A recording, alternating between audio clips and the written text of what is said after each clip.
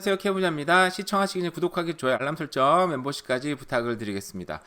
제가 오늘 날씨가 요즘에 좀 무척 좋습니다. 근데 좀 날씨가 좀 싸늘하긴 하더라고요. 이렇게 뭐 창문을 열어놔도 차 타고 다니면서 막 춥지 않은 그런 느낌이 들어서 너무 기분도 좋고 한데, 오늘은 여러 가지 부동산 뉴스를 뭐 특별한 제목 없이 여러 가지 얘기를 한번 천천히 한번 해보도록 하겠습니다. 오늘은 첫 번째 뉴스인데요.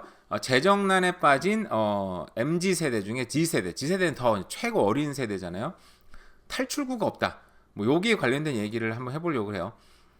탈출구가 없는지, 사실 진짜 너무 힘든 거 제가 봐도 일단 뭘 떠나서 주택난 일단 너무 심하고요. 지금 취업난도 너무 심하고 이민도 지금 되게 굉장히 어려운 상황이잖아요. 그죠? 그러니까 이런 젊은 영 제너레이션들이 주거 집이 없고 취업난도 힘들고 하니까 결혼하기도 쉽지 않고 자녀 계획도 어려워지고, 이거는 지금 뭐 캐나다뿐만 아니라 한국도 그렇고 전 세계적인 어떤 지금 비슷한 상황인 것 같아요. 그래서 어떤 기사들에서 이런 얘기 하잖아요. 지금 젊은 세대가, 그러니까 유사 이래로 역사 이후로 부모님보다 더 가난한 세대가 최초로 나타났다.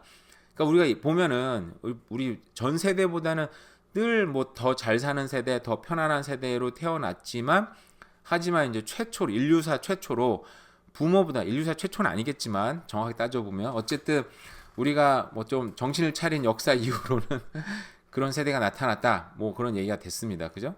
제가 예전에 한번 얘기했었는데, 천연 기념물 여우였었는데, 그러니까 사람 손에 키워서 너무 힘들었는데 어떤 개 장수하는 사람이 우연히 그런 천연 기념물 여우를 굉장히 많이, 이제 세대를 뭐 3세대까지 늘려놔가지고, 그 한번 얘기했었잖아요. 비결이 뭔가요? 그랬더니 여우 집을 굉장히 튼튼하고 아주 잘 지어주는 거였었어요. 그랬더니 여우들도 안심하고 이제 애를 낳기 시작을 한 거죠. 그만큼 이제 주거는, 제가 볼 때는 이제 딴 건 모르겠는데 주거난 그리고 취업난도 연결됐네요. 이거는 확실히 자녀 계획하고 확실한 문제가 있는 것 같아요. 그래서 주거난을 일단 해결해주고, 근데 주거난 해결이 되려면 취업 잘 돼야죠. 일단 그죠, 모기지를 받아야 되니까 이 두 가지 해결이 안 된 이상 자녀 계획은 쉽지 않다, 이런 생각이 듭니다. 그래서 제가 볼 때는 이제 탈출구가 없잖아요. 너무 힘들잖아요. 그죠? 그러다 보니까 요즘에는 이제 이민, 특히 이제 부모와 주택을 이제 공동 소유하는 비율이 높아졌다고 합니다. 특히 이제 이민 가정들이 그렇게 많다고 해요. 근데 저도 이민자니까 생각을 해보면, BC주가 이제 20.3%로 전국에서 가장 높게 나타났다. 이 얘기는 다르게 얘기하면 BC주에 이민자들이 많다. 물론 온타리오도 많은데, 근데 BC주가 돈이 좀 많은가, 부모님들이. 어쨌든 그렇습니다. 이렇게 나타났다고 해요. 근데 저도 이제 이민자니까 생각을 해볼 때, 저는 이제 뭐 예를 들어서 여기서 영어를 배우고 학교를 가고 뭐 취업을 해서 이민을 했어요. 그죠? 근데 우리 자녀들 같은 경우에 저도 첫째를 보면 좀 아쉬운 게, 아쉽다기보다는 좀 미안한 부분이 있는 게 뭐냐면, 영어를 못했잖아요. 제가 그 집에서 어렸을 때, 아기 때 데리고 와서 막 영어를 이제 그 2세들 중에도 1.5세에서 제 아이들 같은 경우는 영어를 막 엄청 잘하는 경우도 많죠. 근데 뭐 저를 닮아서 영어를 잘 못하는, 영어를 제 마음에 들게 영어를 못하는 부분도 있는 것 같고, 그러다 보니까 내 어렸을 때 막 영어를 더, 집에서 영어를 썼으면 얘가 영어를 더 잘할 텐데, 그죠? 그런 아쉬움과 그 미안한 마음이 저는 좀 있긴 있어요. 근데 아마 이민자들 다 비슷하게 있을 것 같은데, 그러다 보니까 성인 자녀들이 됐을 때, 얘가 혹시나 내가, 부모인 내가 영어를 잘 못 가르쳐서 영어를 잘 못하고 이 사회에 적응 못하는 거 아닐까? 그런 걱정들이 저는 있거든요. 저랑 비슷한 마음이 다 있을 거라고 생각을 해요. 그러다 보니까 이 사회에 잘 얘들이 적응했으면 하는 마음이 좀 더 있을 것 같아요. 그러다 보니까 BC주는 이민자들 사이에, 이민자 부모가 이 주택을 공동 소유하더라도 부모가 이제 돈을 좀 도태주는 것도 있고, 그리고 이제 인컴을 늘리는 거잖아요. 그죠? 코사인을 해버려 가지고, 그래서 집을 빨리 사주게 해서 좀 빨리 안정되게 살았으면 하는 마음. 이거 부모 마음은 다 비슷하긴 할 것 같긴 한데, 아마 이민자들은 이게 좀 더 심하지 않을까라는 생각을 하는 거죠, 이제. 근데 이게 이제 전국적으로는 17.3%인데 BC주는 뭐 20.3%가 났다고 합니다. 특히 이민 가정의 부모가 캐나다 태생 부모보다 주택 공동 소유에 대한 보다 적극적으로인데, 그죠? 이게 있는 사례 가운데 절반 이상이 이민 가정이었다. 그러니까 물론 이제 그 캐나다인 부모도 있지만은 이제 이민 가정이 64.4%. 그러니까 좀 더 어떻게 보면 관대하고 아까 제가 말씀드린 그런 이민 가정이기 때문에 좀 더 특별하고 더 이렇게 내 아들이 캐나다 사회에서 잘 적응했으면은 그런 어떤 애틋한 마음도 있지 않을까라는 생각이 듭니다. 그러니까 이게 우리가 이제 탈출구가 없어요. 힘든데 이 젊은 세대들. 근데 부모님들도 도와주려고 하고요. 그죠? 물론 꼭 부모한테 돈 못 받는 사람도 있긴 있어요. 그죠? 그럼에도 불구하고 제가 하고 싶은 말씀은 뭐냐면 방법은 찾아야 된다는 거죠. 포기하면 안 되고 이러고 보니까 또 좀 너무 나이 많은 사람 방송 같은데. 자, 또 부모는 이렇습니다. 자, 은퇴 후에도 자녀 부양. 원래 이 기사는 이제 은퇴에 관련된 얘기 하려고 찾아놨었는데 찾아놓은 게 아니라 그냥 있던 기사인데 어떻게 보면 오늘 나오게 됐네요. 자, 은퇴 후에도 자녀 부양을 합니다. 그죠? 그러니까 이게 도움을 주는 거예요. 제가 이거 또 보면서 무슨 생각이 들었냐면 저는 어떻게 보면 도심 쪽에 살다가 이제 은퇴를 해가지고 뭐 예를 들어서 켈로나나 아니면 뭐 가까이에는 이제 랭리 쪽에 한국 분들이 은퇴해서 또 많이 가셨고 또 멀리는 좀 아보츠볼드나 칠리와케도 이제 가시는 분들 많이 있다고는 들었어요. 직접 많이 만나보지 못했지만 저는 그때 좀 이해가 안 갔던 게 아무리 내가 은퇴를 한다 그래도 캐나다 좀 낯선 나라고 아무래도 아는 사람들이 도시 쪽이 많이 사는데 내가 아무리 은퇴를 한다 그래도 뭐 정말 켈로나까지 가는 건 좀 무리인 것 같고 그래도 뭐 아보츠폴드나 뭐 칠리와게 가는 건 그래도 1시간 거리니까 왔다 갔다 할 수 있으니까 그럼 웬만하면 안 가고 싶다 생각을 했는데 생각을 해보니까 이래서 사람들이 가는구나. 결국은 은퇴했을 때 자녀들한테 집도 사줘야 되겠고 그죠? 자녀도 부양해야 되겠는데 지금 내가 갖고 있는 자산 저도 이제 아마 그렇게 될 것 같은데 내가 갖고 있는 자산의 정말 대부분은 부동산 하나야.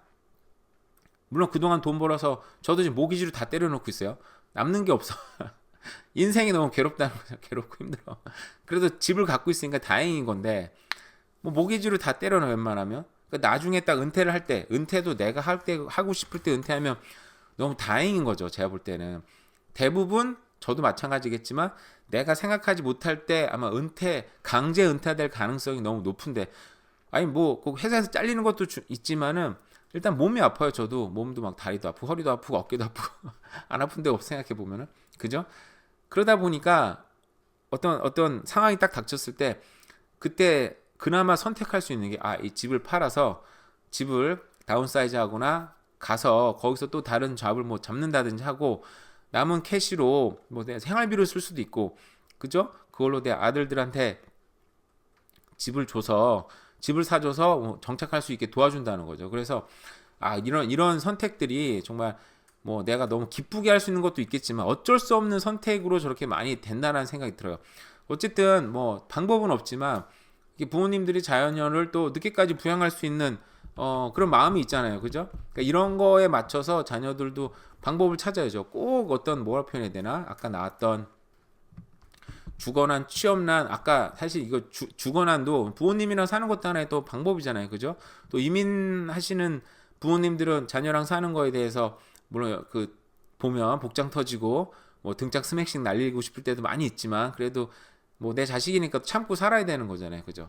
그런 방법도 있다라고 얘기를 하고 싶었고요. 그리고 BC주 주택 공급법에 공급하는 거에 중간 성적표가 나왔는데 일단 지자체 4곳 중에 3곳이 6개월간 목표치를 밑돌았다고 합니다. 빅토리아시가 유일하게 주택 목표치를 초과 달성했다고 하는데 일단 목표치에 뭐 50%는 물론이고 말도 안 되고 뭐 30% 말도 안 되게 지금 달성이 되고 있어요. 그러니까 결국은 목표치를 못 돌고 있는 게 현실이고 제가 지금 뭐 여러 차례 얘기했지만 이게 이제 BC 정부에서 이제 공급을 하겠다는 거라서 대부분 임대주택도 많아요. 참 많이 얘기했지만 정부를 믿지 말자. 그러니까 좀 믿지 말는 게 불신한다는 게 아니라 정부 정책들은 정부에 관련된 사람들은 영원히 저게 뭐라 해야 되나 정부 관계자들이 아닌 거잖아요. 그죠? 자기가 임기를 하는 동안 뭐 몇 년 딱 정해져 있겠죠. 그러다 보니까 특히 뭐 공무원들은 저게 잘 되면 다행이고 안 되면 또 뭐 상관없는 사람들이잖아요. 사실은 일로 하는 사람들이니까. 그러다 보니까 이렇게 공급이 잘 안 될 가능성이 사실 되게 높다. 그러니까 이런 거를 우리 믿지 말고 꼭 지금 트루드 정부에서만 아니라 어떤 정부가 되든 누가 정권을 잡든 이런 주택 정책은 정말 우리가 믿으면 안 되고 각자 살아나야 된다. 각자 정말 살 길을 찾고 정말 빅토리아랜다. 밴쿠버가 너무 비싸면 뭐 정말 좀 외곽 지역 사고 거기도 안 된다. 그런 중부 지역 사서라도 인플레이션 방어는 좀 우리가 해야 되는 어떤 식으로는 하면서 인생의 방법을 찾아야 된다라는 생각이 들어요. 요즘에 뭐 여기 보니까 우유값이 인상이 된다고 합니다. 낙농가 생산 비용 증가 뭐 당연하죠, 그죠? 버터 가격 올랐고 치즈 가격 올랐고 아이스크림 관련된 뭐 모든 게 오른다고 합니다. 밀크플레이션이 오겠죠, 그죠? 물가는 오르고 있어요, 그죠? 우리는 이제 고인플레이션 시대에 살고 있어요. 캐나다 우편 요금 인상 얼마나 더 내야 될까? 또 오른다고 합니다. 무조건 올라요. 어쩔 수 없어요. 이 와중에 또 뭐라 해야 되나 이렇게 스웨덴은 정책 금리를 8년 만에 인하한다고 합니다. 하반기에 2번 더 내린다고 하고요.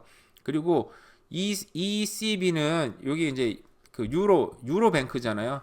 그러니까 EU라고 안 하지 요즘에, 그죠? ECB, 그러니까 이게 뭐라 해야 되나? 그러니까 이 유럽 뱅크도 금리 인하를 한다고 합니다. 그래서 미국과 차별화된다고 합니다. 그러니까 이 사람들도 우리가 한쪽에서는 인플레이션 거세서 내리지 못하고 있지만 또 한쪽에서는 지금 경제 활동이 약한 상황이다. 그죠? 그래요. 이 인플레이션이 높다 보니까 경제가 힘들어지고, 그죠? 여기서는 또 어떻게든 또 내려서 뭐 이 정치적인 결정도 있을 거예요, 분명히. 뭐 그러다 보니까 여러 가지 또 금리를 내리고 있는 쪽도 있고, 뭐 캐나다는 언제 내릴지는 모르겠어요, 그죠? 미국이랑 맞춰서 가야 되는 것도 있고, 내렸을 때 오는 부작용, 안 내릴 때는 부작용. 제가 말씀드렸잖아요. 이게 총선도 지금 미국도 그러고 대선도 지금 코앞에 있다 보니까 이거 내리기도 애매하고 그냥 동결하기도 계속 애매한 상황이 되고 있어서 뭐 어떻게 될지는 결과를 봐야 되겠지만, 정말 어떻게 보면은 뭐 포웰 의장이나 아니 매클럼 총재나 굉장히 결정하기 쉽지 않겠다라는 생각이 많이 듭니다. 그래서 일단 어쨌든 오늘 재장난에 빠진 MZ 세대 중에 더 젊은 세대가 너무 힘들어졌다라는 얘기를 통해서 뭐 여러 가지 부동산 얘기 그리고 경제 얘기도 했습니다. 네, 어떤 뭐 특별히 결론이 있는 얘기는 아니었지만 뭐 옛날 이런 얘기 있잖아요. 강해서 살아남는 게 아니고, 그죠? 정확한 제 워딩은 까먹었는데, 그러니까 오래 가는 자가 결국 강한 자, 오래 살아남는 자가 결국 강한 자다. 이런 얘기 있잖아요, 그죠? 결국은 어떤 상황에서도 방법을 찾고 오래 살자, 죽지 말자, 포기하지 말자라는 얘기를 하고 싶어서 오늘 방송을 켰어요. 어쨌든 오늘 남은 하루도 잘 보내세요. 네, 감사합니다.